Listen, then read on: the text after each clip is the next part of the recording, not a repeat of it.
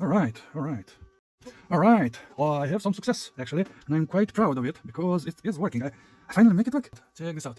I have there 5 volts. All right, there, it's 5 volts. Okay, the 5 volts is entering on these rails linked together by these 2 wires. Right, and positive is here, negative there, And this is a voltage regulator, and this is its circuit that you're seeing here, from here to here.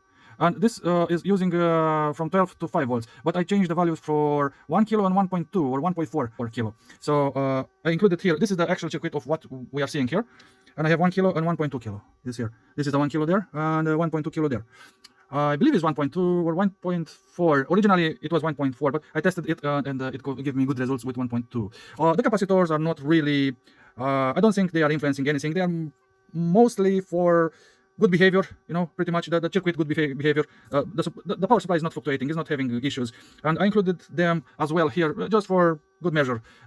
Then the V out here, this, let me point with my knife. So this is the V out, this white wire here is going there to a pin.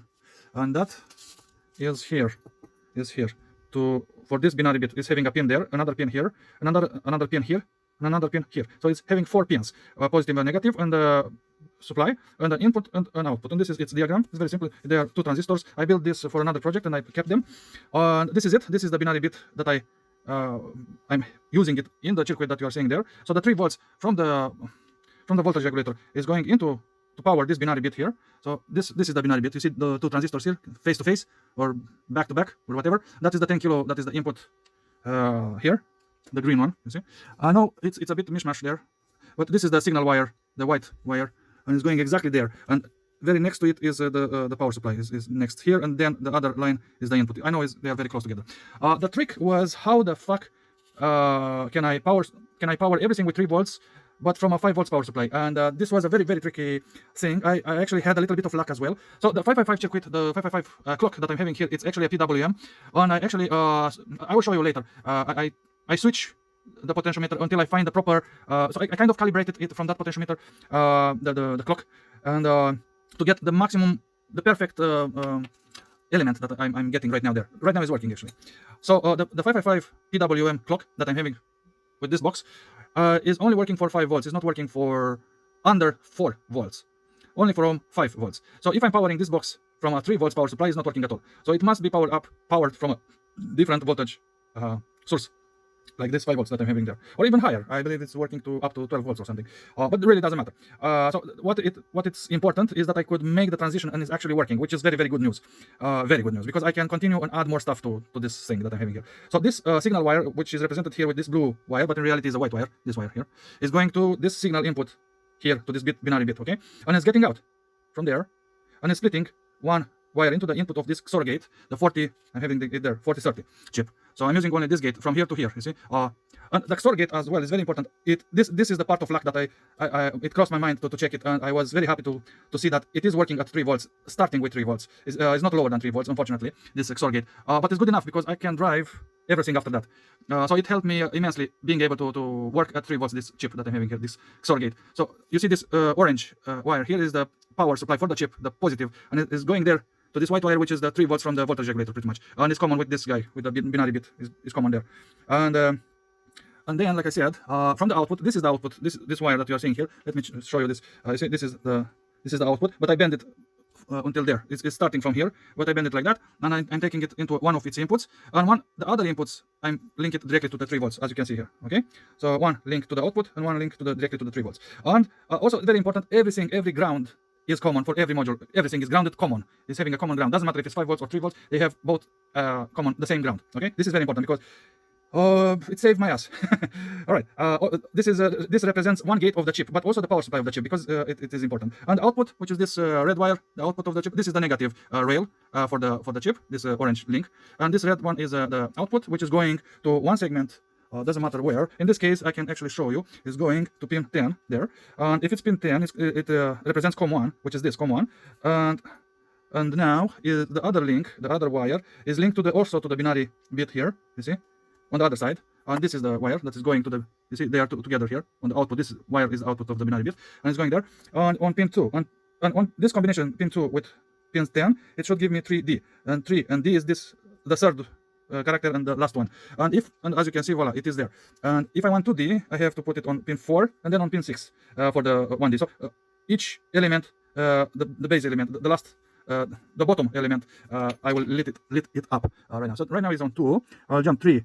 Nothing is going on, but on 4, voila, bam, with no ghosting. This is very extremely important. I don't have ghosting anymore. So, and this is 5, and this is 6. Voila, bam, no ghosting whatsoever. Absolutely fantastic. Awesomeness. Now let's change. Let's do a little bit more complicated setup. I will switch to pin 9, and we will jump to this line here. This is the line. So 3C and 3A. So C and A, and then another C and A, and then another C and A. Okay. So now let me change it here, and this is C, and this is A. You see, absolutely no ghosting. Phenomenal good. And another C, and another A. This was the main, absolutely the most important problem that I had, that ghosting and the voltage. And my friend, and this is another C, and this is another A. You see, ta-da, it's working absolutely gorgeously. Let's do another one. I will put it, and I took it out completely. I'm inserting it good. So the next one is the third row here. So COM is on pin 8 on 3, and I will have B and G.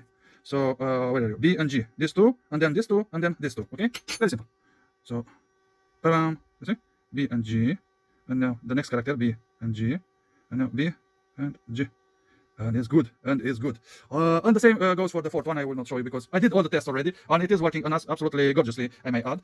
The next step, I believe I can add a logic function, a counting or something. I will have to think about it, and probably I will be able to command one of these pins, not both, only one. I need it to be commanded to positive, to bring it up to positive. This guy. So I can command this surrogate from another logic module that will actually, I will have to make a, this is the next step, to make a character, pretty much, to make a character like 1, 2, 3, 4, no, up to 9, and make the combinations, and then a logic gate that will switch between these numbers, pretty much, and using all this stuff, and pretty much I can drive this very weird display. It's my goal to drive it, and successfully.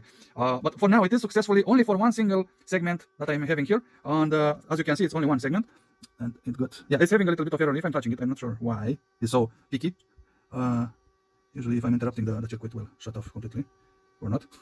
it's some kind of error. Probably I need a bleeding resistor somewhere to take out much more faster this error. But it is doing what it is supposed to do. Also, this potentiometer I said I will show you. As you can see, if I'm rotating it to its maximum or minimum, you see it's starting to show some ghosting or some bleeding of the character. Let me take it out, probably that. And you see, it's, so I had to find a position here until it got smack in the gold zone, you know. And I find that somewhere in the middle, probably it is right now. Somewhere I was looking here, and I was turning the potentiometer while looking here. Probably it is in the middle where it's 50-50. As you know, a PWM will make a smaller or a wider square wave, pretty much, you know. And if it's 50-50, they will be the same, negative and positive. But if I will switch the potentiometer, it will make the negative smaller and the positive larger, and the voltage will increase, pretty much, or vice versa. Well, and the voltage will decrease. I also measure it. Because I did all of this to make it work. I had to measure it with my multimeter, not with my oscilloscope, because my oscilloscope is shit. Okay, it is on right now. Let me hold it up, and let's check. So the voltage that I'm having on the rails should be 5 volts. As you can see, 5 and something. I've also noticed if I'm changing the frequency a little bit, if the frequency is changed a tiny bit, it will get more black. So changing a little bit the frequency will give me some interesting results. Right now I'm having some sort of ghosting there for some reason. It worked. Motherfucker. And it worked, and now it's not working. Motherfucker.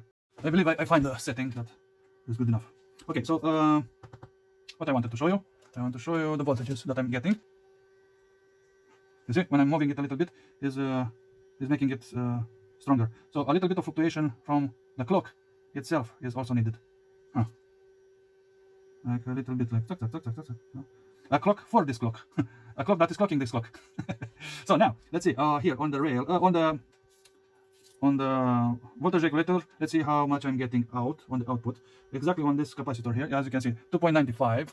It's 3 volts. Okay, and so this clock is powered at 5 volts here on this rail, and the rest of the circuit is powered at this 3 volts there. And here, let's see what I'm getting. Actually, I did this other trick.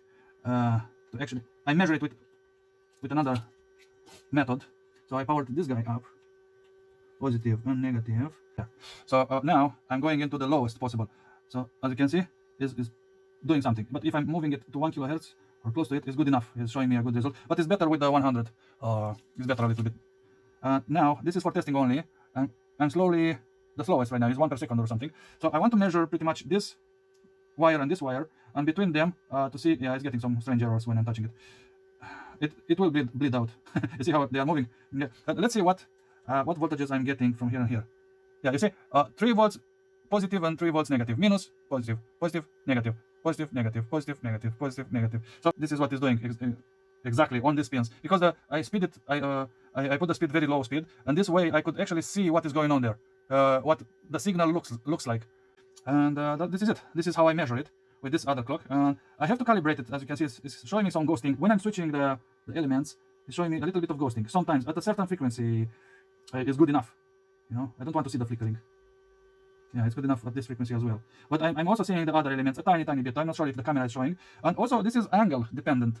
Is a little bit, when I'm moving my head around, I can see at certain angles those elements tiny bit open. But from top down probably is not that obvious. And I'm not sure if you can even see that element. Yeah. Yeah, shit. I hope you could see the device working. Okay, this is it pretty much. Thank you very much, and it is a good result so far. It is a good result. Thank you very much, and see you later. Bye bye.